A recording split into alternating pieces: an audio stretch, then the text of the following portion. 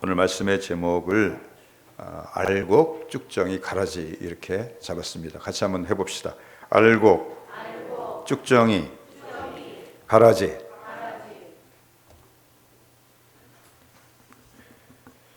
예수님이 오실 길을 예비한 이 세례 요한의 메시지는 회개하라, 천국이 가까이 왔느니라 라고 하는 것이었습니다. 아멘. 그러니까 천국에 들어가기를 너희들이 소망한다면 속으로 아브라함이 우리 조상이라고 생각하지 말고 너희들이 회개함에 합당한 열매를 맺으라고 하는 것이 세례 요한의 주된 메시지였습니다. 이 세례 요한의 메시지를 우리 시대의 말로 표현하자면 나는 아브라함의 조상이다, 그렇게 바리새인들이 생각했어요. 그러니까 나는 예수 믿는 사람이니까 이제 나는 구원은 따놓은 당상이야 라고 생각하면서 마음의 허리띠를 풀고 자기 멋대로 살아가지 말고 회개함에 합당한 열매를 맺으라, 그렇게 말씀을 하는 것입니다. 아멘. 세례 요한에게 가장 혹독한 책망을 받은 사람, 그리고 동시에 예수님에게도 가장 혹독한 책망을 받은 사람이 바로 이 바리새인들입니다. 여기도 지금 마태복음 3장 7절에 보니까 요한이 많은 바리새인들과 사두개인들이 세례 베푸는 데로 오는 것을 보고 이르되 독사의 자식들아, 누가 너희를 가르쳐 임박한 진노를 피하라 하더냐 그랬어요. 독사의 자식들아 그랬어요. 세례 요한만 이렇게 책망한 것이 아니고 예수님도 마태복음 23장에서 화 있을진저 외식하는 서기관들과 바리새인들이여, 회칠한 무덤 같으니 겉으로는 아름답게 보이나 그 안에는 죽은 사람의 뼈와 모든 더러운 것이 가득하도다라고 혹독하게 책망하셨습니다. 예수님께서도 이 바리새인들을 향해서 뱀의 자식들아 라고 말씀하셨어요. 넌 하나님의 자녀가 아니라고 하는 그런 말씀입니다. 세례 요한이 책망한 사람들은 바리새인하고 사두개인들이었어요. 여기는 외식하는 서기관들과 바리새인들이었어요. 겹치는 사람은 누구예요? 바리새인들이에요.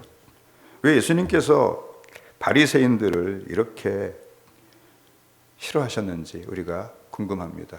28절에 그 답이 나와 있습니다. 마태복음 23장 28절. 이와 같이 너희도 겉으로는 사람에게 옳게 보이되 안으로는 외식과 율법이 가득하도다. 아멘. 겉으로는 열심히 안식일 지키고 일주일에 2번 금식하고 11조를 한약방에 쓰는 그 저울을 달아가지고 드리고 철저히 지켰어요. 여러분들 바리새인만큼 율법 못 지켜요. 그래서 사람들이 칭찬했어요. 왜냐하면 저건 보통 사람이 할 수가 있는 게 아니거든요. 근데 속에는 뭐가 가득했어요? 외식과 불법이 가득했어요. 그래서 예수님이 이렇게 혹독하게 책망하신 것입니다. 예수님께서 이렇게 책망하신 것은 여기 외식한다는 말이 그리스 말로 가면을 쓰고 연기하다 그런 뜻이에요. 가면을 쓰고 연기하는 것과 같은 삶을 살고 있었다는 거예요. 이런 삶을 살기가 제일 쉬운 사람이 바로 저 같은 사람인 것 같아요.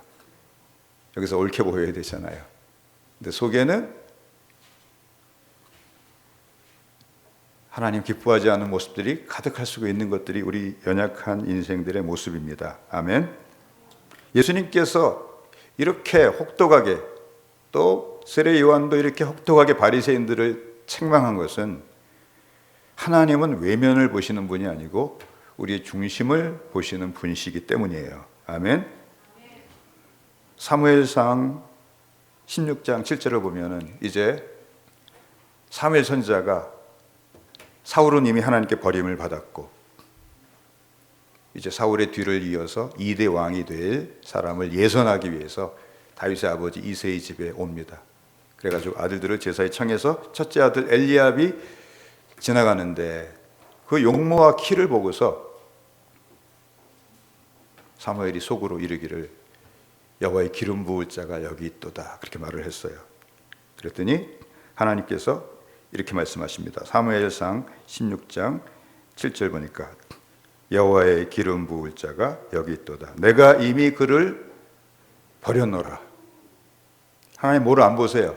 여호와께서 사무엘에게 이르시되 그의 용모와 키를 보지 말라. 내가 이미 그를 버렸노라. 내가 보는 것은 사람과 같지 아니하니 사람은 외모를 보거니와 나 여호와는 중심을 보느니라 하느니라. 할렐루야. 왜 하나님께서 이새의 아들 다윗을 만나니 내 마음에 합한 사람이라 그랬어요.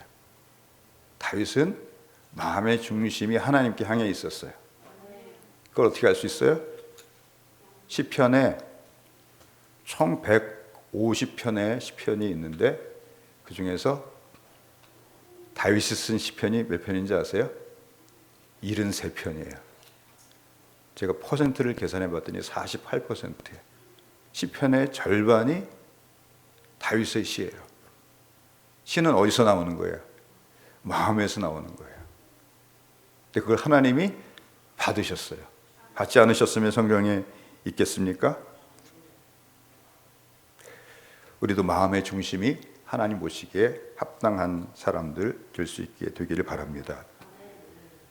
이 바리새인들을 향하여서 예수님께서 이렇게 혹독하게 책망하시는 것은 이들이 거짓말하는 사람들이었기 때문에 그래요.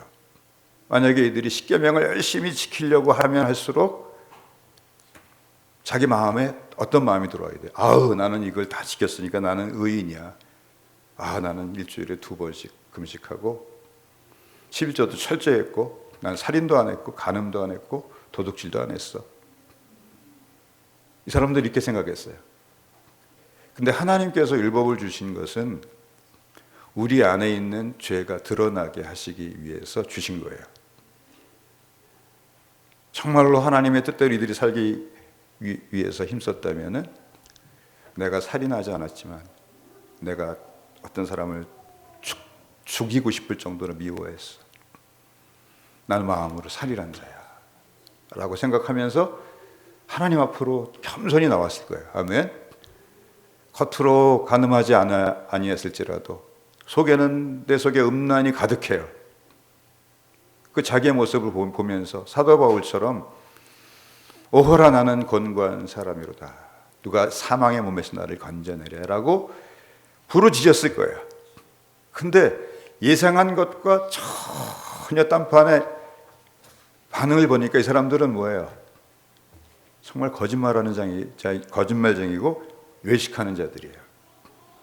제가 이렇게 한번 비유를 드린 적이 있습니다. 어떤 부자가 이제 며느리감을 구합니다. 쌀 한 마를 주면서 쌀 반마를 주면서 여종하고 둘이 데리고 와서 한 달 동안 그거 가지고 먹고 살아라. 그래서 합격하면은 내가 내 며느리 삼겠다. 그래가지고 이제 첫 번째 지원자가 들어왔습니다. 어떻게 했어요? 모든 그 쌀을 60개로 나눴어요. 그래서 하루에 그 하나만 먹는 거예요. 어떻게 됐을까요? 보름 만에 피골이 상접해서 실려 나갔습니다. 근데 두 번째 이제 사람이 들어왔어요. 근데 보니까 여기는 한 달이 다 됐는데 피골이 상접하기는커녕 그냥 살이 포동포동 찌는 거예요. 알고 보니까 뒤로 쌀 한 가마를 들여놨어요. 그래서 여기 낙제 발각됐어요. 세 번째는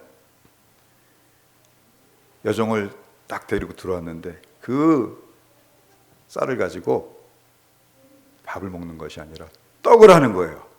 그래가지고 떡을 이고서 나가서 뭐예요? 팔아요. 그러니까 판 거 가지고 더 많은 쌀을 사요. 그래서 30일 지나고 보니까 쌀이 몇 마리 됐어요. 어느 며느리 후보감이 며느리가 됐겠어요?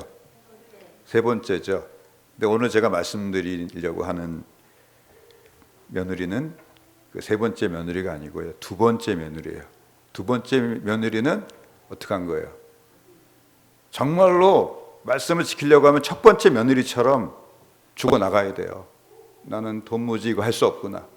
근데 뒤로 와서 쌀 한 가마니 먹고서 나는 이거 잘 지켜서 하는 사람하고 똑같다 그 말이에요. 우리 가운데 그런 사람이 한 사람도 없게 되기를 바랍니다. 마태복음 5장 20절에 보니까 이렇게 말씀을 하십니다. 내가 너에게 이르노니 너희 의가 서기관과 바리새인보다 더 낫지 못하면 결단코 천국에 들어가지 못하리라. 아니, 여러분 가운데 일주일에 2번 금식하는 분 계세요? 그것도 매일 종일토록. 11조 얼마나 철저하는지 한약방 그 저울을 가지고 드려요. 안식일 밖에 나가지도 않아요. 이렇게 지키는 분 계세요? 만약에 그걸 우리가 외적으로 이 사람들과 경쟁한다면 우리는 천국에 들어갈 자가 아무도 없어요. 그래서 이 서기관과 바리새인보다 나은 의가 뭔지에 대해서 2가지 주장이 있습니다. 첫 번째는 예수님께서 지상생애 동안 하나님께 온전히 순종하신 의가 우리에게 전가된 의라는 거예요. 그게 바리새인보다 나은 의라는 거예요. 예수님께서 십자가에서 죽으시고 부활하심으로 우리의 모든 죄가 어떻게 됐어요? 다 사라졌어요. 그러니까 죄가 없는 상태가 된 거예요. 근데 하나님 위해서 뭘 한 건 아무것도 없어요. 근데 어떻게 하셨냐면 예수님께서 33년의 사생의 공생애 동안 하신 그 모든 하나님 앞에 드린 순종을 우리에게 전가시켜서 우리가 마치 하나님께 그렇게 순종한 것처럼 하나님 우리를 보신다는 거예요. 이게 첫 번째 견해예요. 이게 마틴 루터의 견해입니다. 2번째 견해는 서기관과 바리새인들의 의가 외면적인 의라면 너희들의 의는 내면적인 동기까지 하나님 앞에 점검을 받는 의여야 한다는 것입니다. 할렐루야.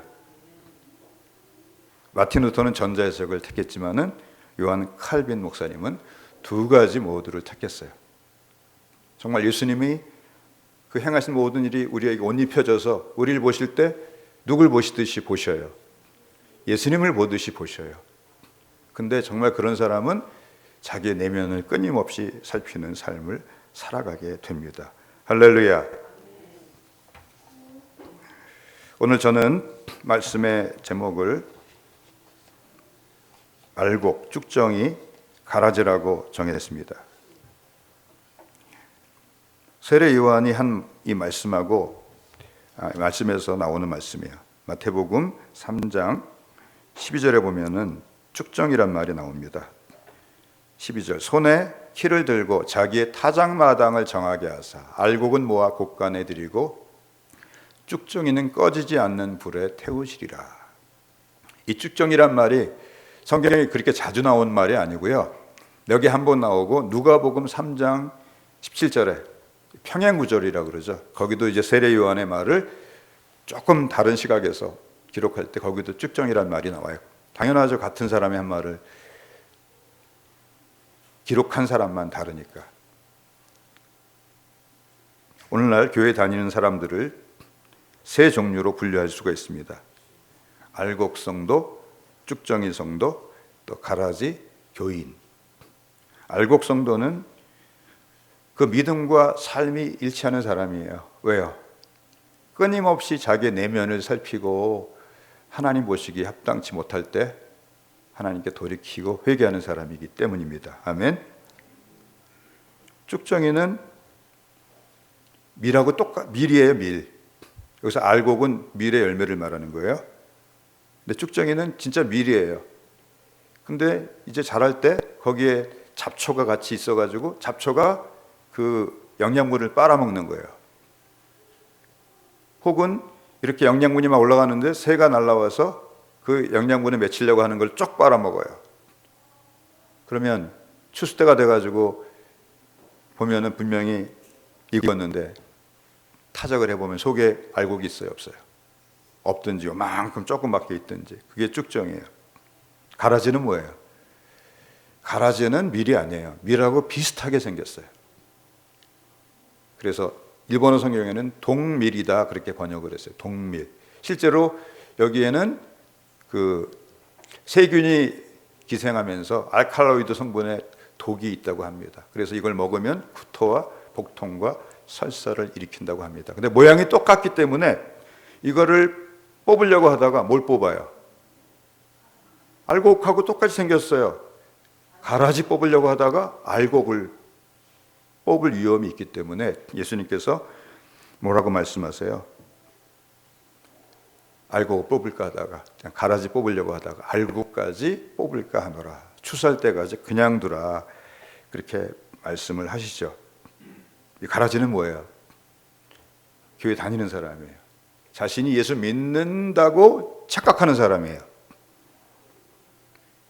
그런데 사실은 누가 뿌렸다 그랬어요? 원수가 뿌렸다 그랬어요. 마귀가 교회 안에 심어놓은 사명자예요. 예수님은 이 가라지 비유, 성경에 딱 한 군데 여기밖에 나오지 않는데 이렇게 가라지 비유를 설명을 해 주셨습니다. 마태복음 13장 36절에서 41절입니다. 한 절씩 교독하겠습니다. 이에 예수께서 무리를 떠나사 집에 들어가시니 제자들이 나와 이르되 밭의 가라지의 비유를 우리에게 설명하여 주소서. 설명을 먼저 제자들에게 하셨는데 해석은 안 주셨어요. 이제 해석을 해 주시는 거예요. 대답하여 이르시되 좋은 씨를 뿌리는 이는 인자요 밭은 세상이요 좋은 씨는 천국의 아들들이요 가라지는 악한 자의 아들들이요 가라지를 뿌리는 원수는 마귀요 추수 때는 세상 끝이요 추수꾼은 천사들이니 40절 그런즉 가라지를 거두어 불에 사르는 것 같이 세상 끝에도 그러하리라. 여기 보면 가라지란 말이 처음에 말씀하실 때 4번, 여기 해석해 주실 때 5번, 도합 9번 나오는데 여기 말고는 가라지란 단어가 하나도 나오지가 않습니다. 근데 가장 무서운 게 뭐예요? 가라지예요. 가라지. 가라지는 하나님께서 심어 놓으신 것이 아니고 곧 원수, 사단 마귀가 교회 안에 뿌려 놓았다라고 말씀하고 있습니다. 이 말씀은 외형적으로 신앙 고백하고 교회 다니지만 그 사람들 가운데 가라지도 있을 수 있다는 거예요. 자, 제가 하나 질문하겠습니다. 우리나라에 지금 가장 활발한 양대 이단이 있습니다. 하나가 이만희라고 하는 사람에게 보혜사 성령이 임해서 이만희가 인간 보혜사가 되어서 새 시대의 구원자가 되었다고 주장하는 신천지란 이단이 하나 있어요. 또 하나는 하나님의 어머니가 있다고 믿는, 옛날 이름은 안상홍 정인회고 지금은 하나님의 교회라고 일컫는 그런 이단이 있어요. 어떻게 이런 걸 믿는지 모르겠어요. 하나님의 어머니가 있어요? 어떻게 하나님의 아버지가 있고 어머니가 있어요? 이게 한번 미혹이 되면 이렇게 빠지는 거예요. 우리 가운데 이런 미혹에 빠지는 분 한 분도 없게 되길 바랍니다. 그럼 제가 질문하겠습니다. 그러면 이 신천지 혹은 하나님의 교회 안상우 정인회 다니는 이 사람들 가라지 아니에요? 가라지 아닙니다. 이 사람들은 노예예요. 뭐라고요? 그 사람들은 가라지도 아니에요. 가라지는 자기가 예수님을 믿는다고 생각하면서 신앙생활 하는 사람이에요.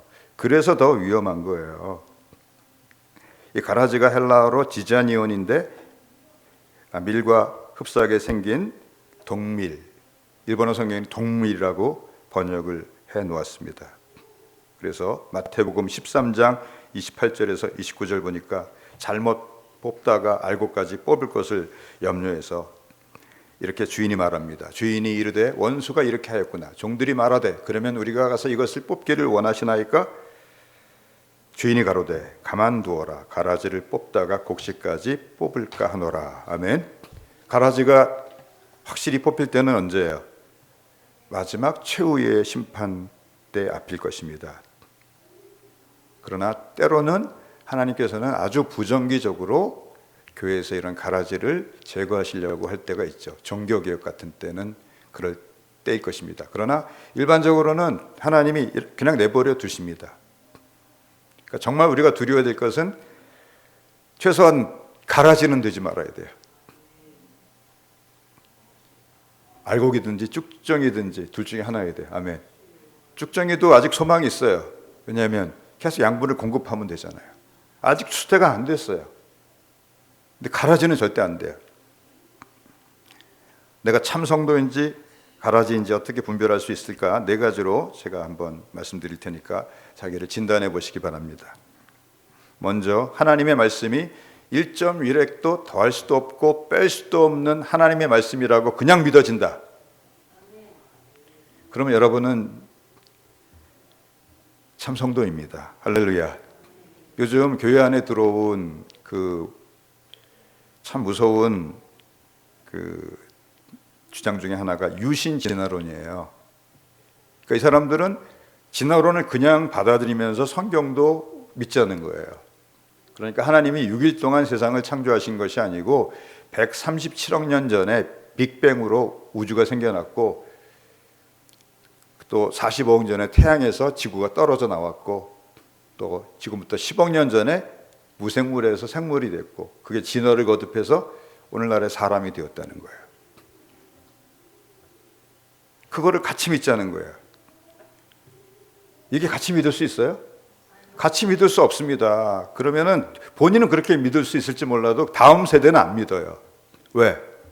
성경하고 안 맞잖아요.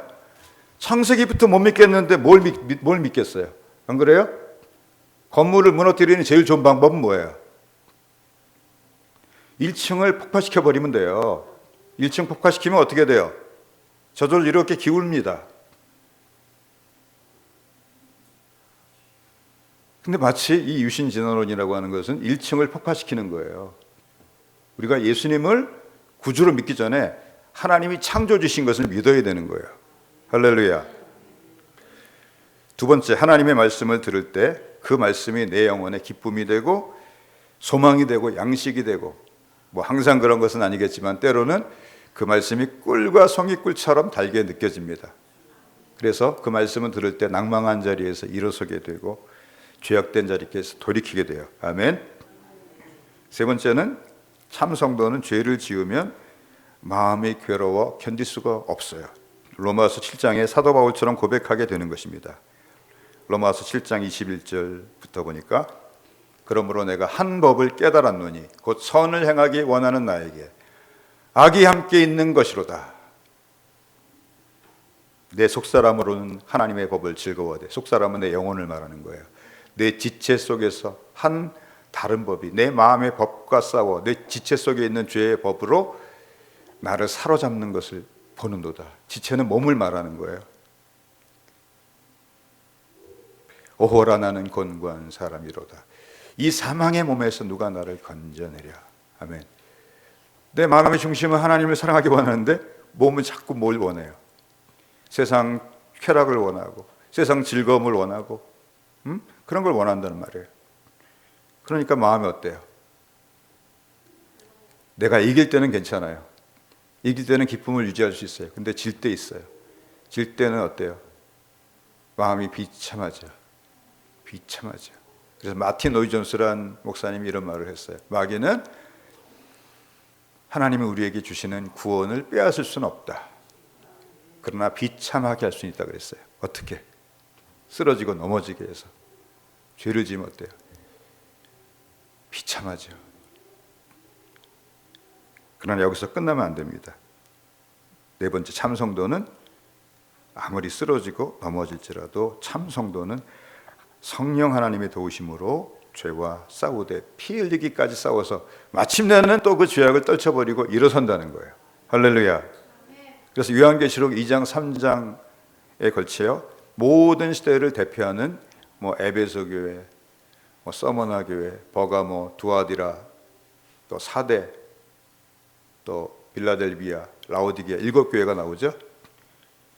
이 7교회들은 그 당시 있었던 실제 교회이기도 하지만 모든 시대의 모든 교회들을 대표하는 대표성을 가진 교회들이에요.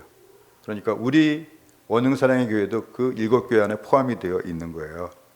그런데 거기 보면 이기는 자에게라는 약속이 반드시 붙어 있어요. 7교회 다 붙어 있어요. 뭘 이기는 그에게는 내가 내 보좌에 함께 하여 주기를 내가 이기고 아버지 보좌에 함께 앉은 것과 같게 하리라. 아멘. 뭘 이겨요? 죄를 이기고 마귀를 이기고 세상을 이기고 정욕을 이기는 거예요. 할렐루야. 내 힘으로? 내 힘이 아니고 내 안에 계신 성령의 도우심으로 반드시 승리하게 되는 것입니다. 아멘. 쭉정이에 대해서도 생각해 봅시다. 쭉정이란 말이 헬라어로 아키론인데 신약 성경에서 2번밖에 사용이 안 됐어요. 좀 전에 설명드린 것처럼 이 쭉정이는 밀이 자랄 때 이 옆에 있는 가시떨기나 잡초가 양분을 빨아먹는 거예요. 혹은 새가 날아와서 그 연글려고 하는 그거를 파먹는 거예요. 그러면 나중에 추수할 때 보니까 뭐밖에 없어요.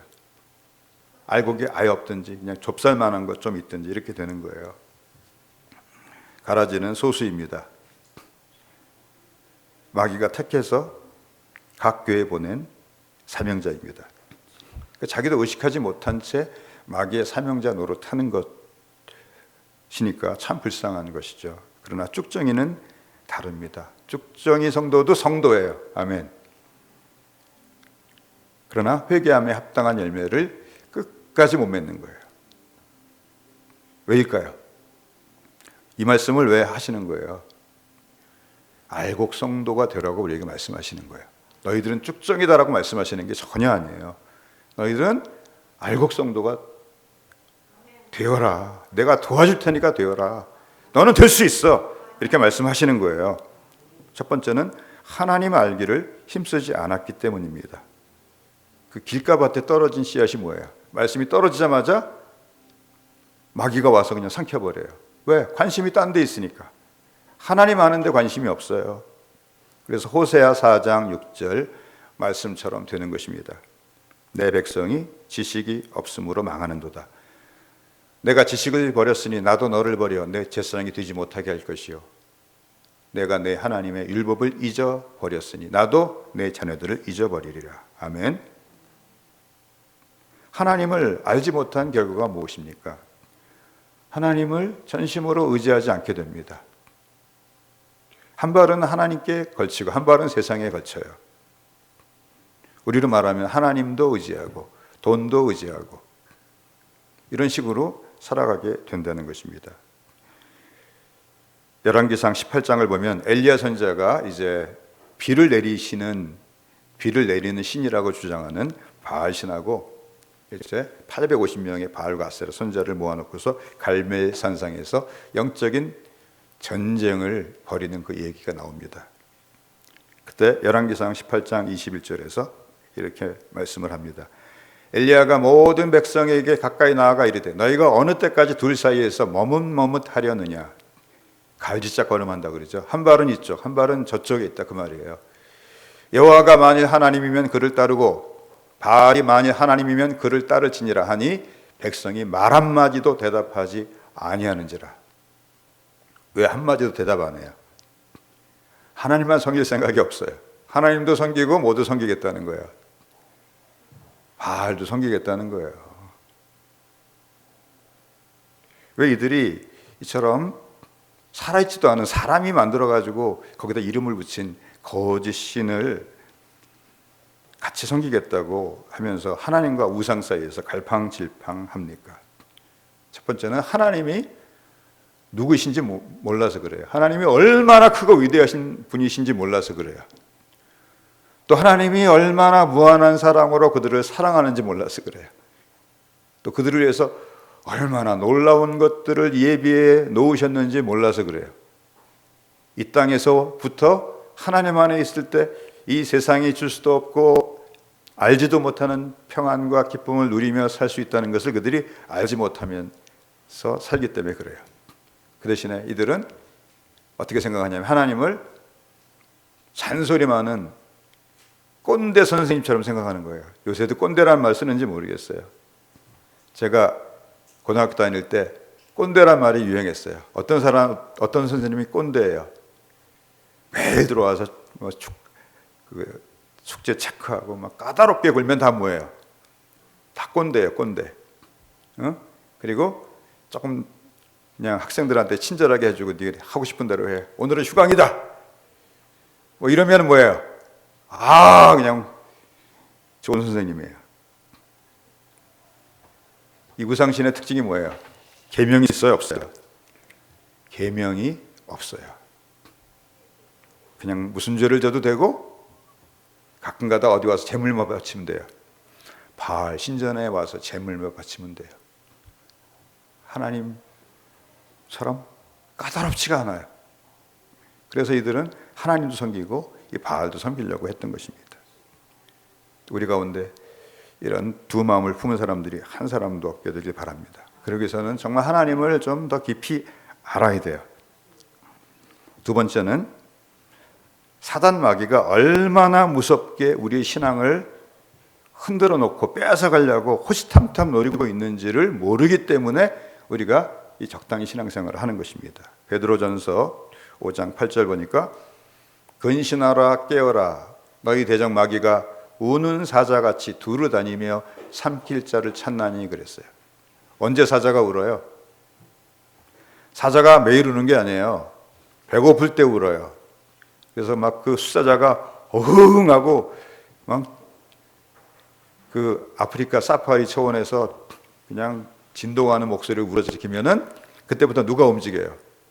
가만히 풀을 뜯고 있던 얼룩말이 놀라가지고 막 달리고 영양도 막 달려요. 왜냐하면 이제 사자가 나를 잡아먹으려고 행동을 시작하는구나. 지금도 마귀가 그렇게 우리를 노리고 있어요. 오늘 이 말씀 좀 이해하고 들으시기 바랍니다.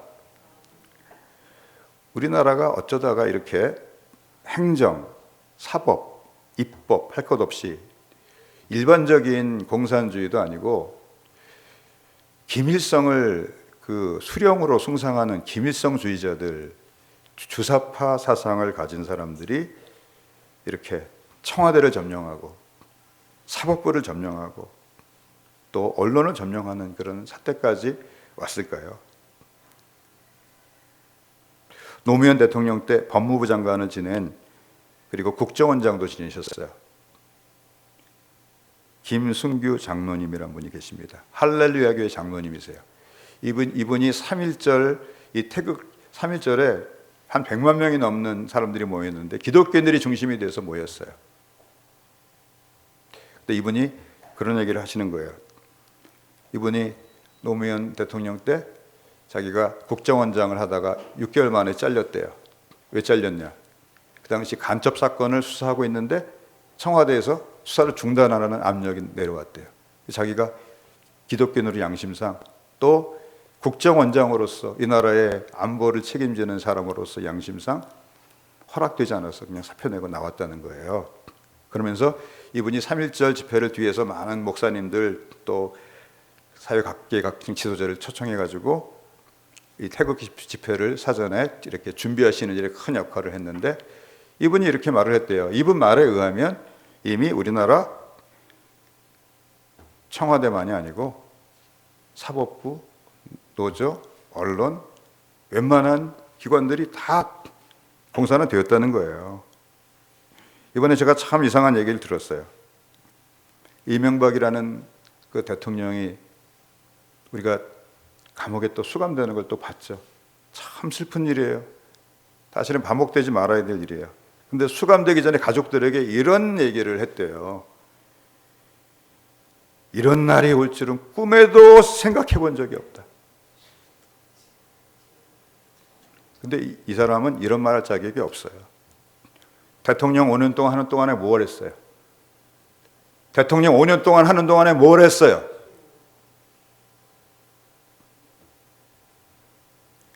이 주체 사상을 주장하는 이 세력들이 좌파 세력의 중심이에요.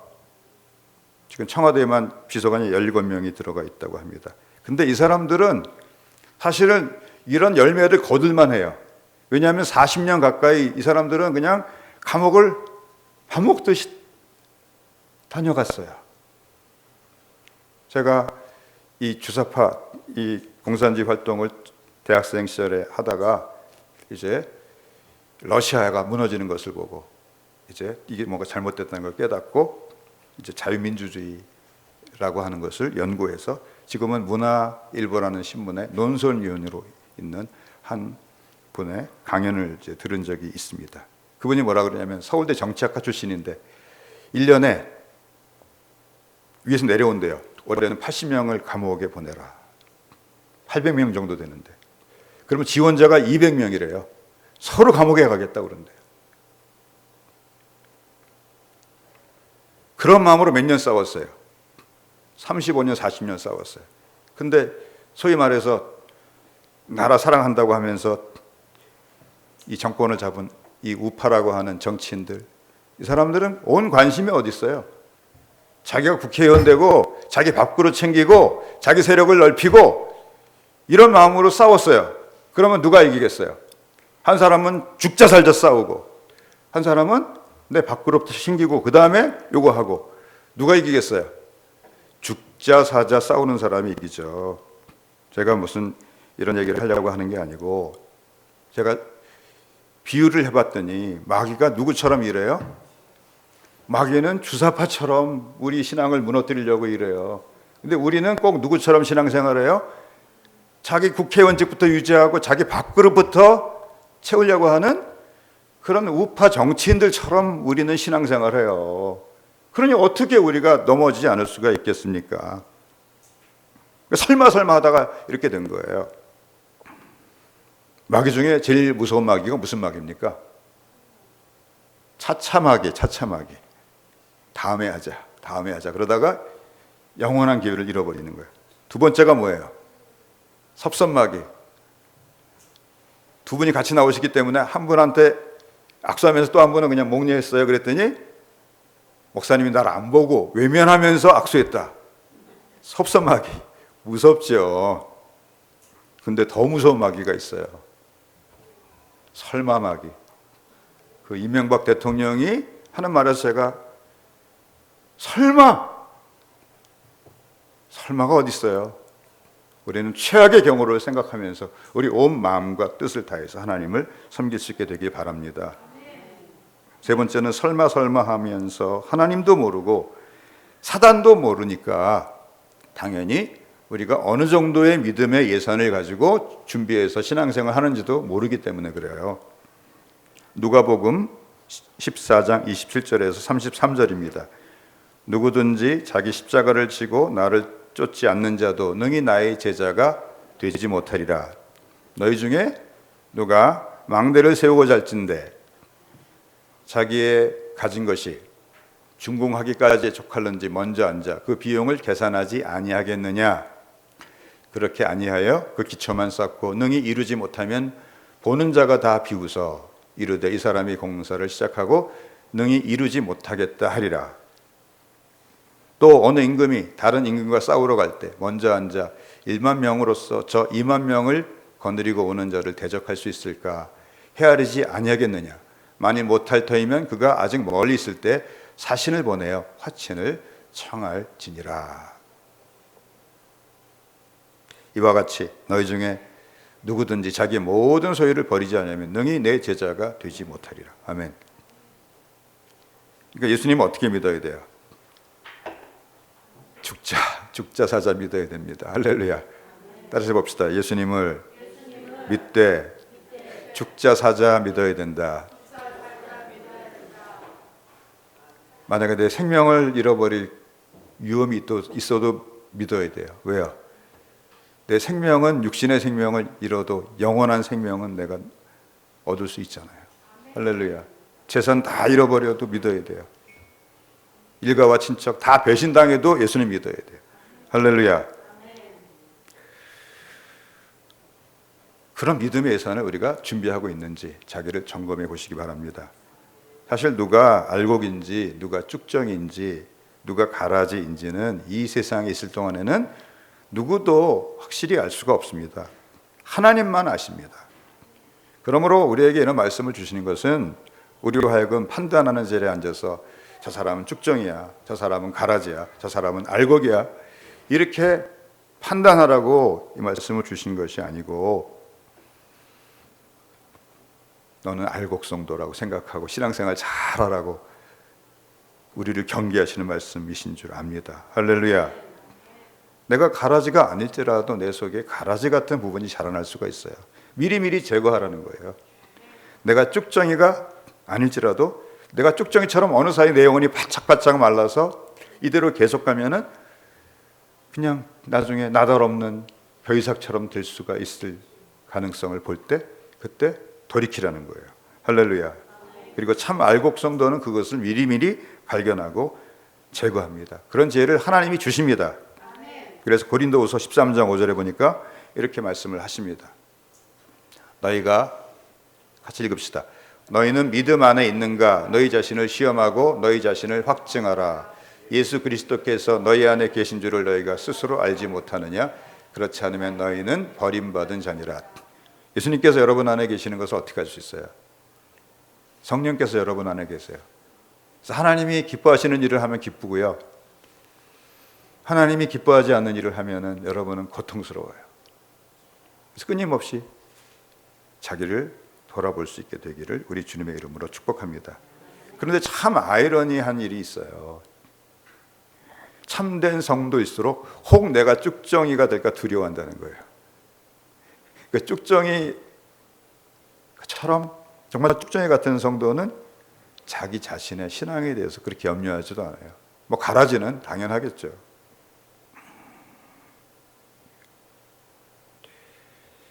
또 가라지는 제가 말씀드렸듯이 성도가 아니므로 우리는 그 의식 세계를 알기가 힘듭니다. 근데 우리 안에 가라지 같은 요소가 이런 것이 있으면 미리미리 제거를 해야 돼요. 가라지는 누가 심었어요? 마귀가 심었죠. 마귀라는 말이 헬라어로 디아볼로스예요. 저는 지금도 생각하는데 우리나라가 언제부터 막 사람들이 갈라지고 마음이 혼란해졌냐면은 2002년도 월드컵 때부터 그렇게 됐어요. 왜냐하면 월드컵 때 우리나라 축구단 이름이 뭐예요?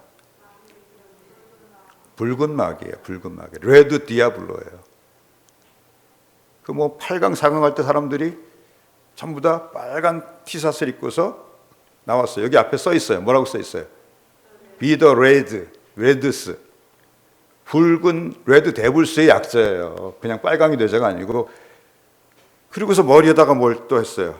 뿔을 하고 어떤 사람은 창도 짓고. 물론 모르고 했죠. 근데 하나님은 참 슬퍼하셨을 것 같아요. 왜냐하면 예수님 믿는 사람도 그렇게 했으니까. 그래서 마귀가 역사하면 이간을 해요. 왜냐하면 디아볼로스가, 디아는 사이에란 뜻이고요, 볼로스는 놓는다 그런 뜻이에요. 자, 사이에다 못 놓으니까 어떻게 됐어요? 갈라졌죠. 그래서 우리가 정말 조심해야 되는 것은 어떤 경우에도 교회 거침돌이 되거나 교회를 분열시키거나 또 누구에 대해서 나쁜 얘기를 해서 이 사람하고 저 사람 사이를 갈라놓거나 하는 그런 일들만큼은 하지 않게 되시기를 축복합니다. 왜냐하면 그것이 바로 원수가 뿌려놓은, 마귀가 뿌려놓은 가라지들이 하는 일이에요. 왜 우리가 그런 일을 해야 됩니까? 목사들 중에도 가라지가 있어요. 하나님의 종에서 도무지 나올 수 없는 기가 막힌 소리를 하는 얘기를 제가 들었어요. 목사 중에서 어떤 목사가 이 나라가 한 번은 공산화가 되어서 1천만 명은 썰어버려야 된다는 거예요. 1천만 명은 죽어도 된다 그 말이에요. 누가 죽겠어요 먼저? 우리 예수 믿는 사람들이 먼저 죽고요, 지금 주사파들 제일 먼저 죽어요. 왜? 한번 이 나라에 대해서는 배신자잖아요. 그러면 만약에 그런 일이 절대 없어야 되겠지만 배신자는 또 배신한다고 죽입니다. 베트남이 월명에 의해서 공산화됐죠. 누구부터 죽인 줄 아세요? 베트남에 있는 변절자부터 죽였어요. 왜? 한 번 배신자는 또 배신한다고. 얘기가 빗나갔습니다만 정말로 우리는 알곡 성도가 되어서 하나님을 기쁘시게 하는 그런 성도가 되도록 끊임없이 내가 예수님 안에 있는가 자신을 점검하시기를 우리 주님의 이름으로 축복합니다. 내가 예수님 안에 있으면 하나님 기뻐하시는 일을 하면 기뻐요. 하나님이 미워하시는 일을 하면 내가 괴로워요. 이런 하나님의 역사가 항상 여러분 가운데 있어서 여러분들 죄악 가운데 머물러 있지 못하게 하는 그런 분들 되시기를 우리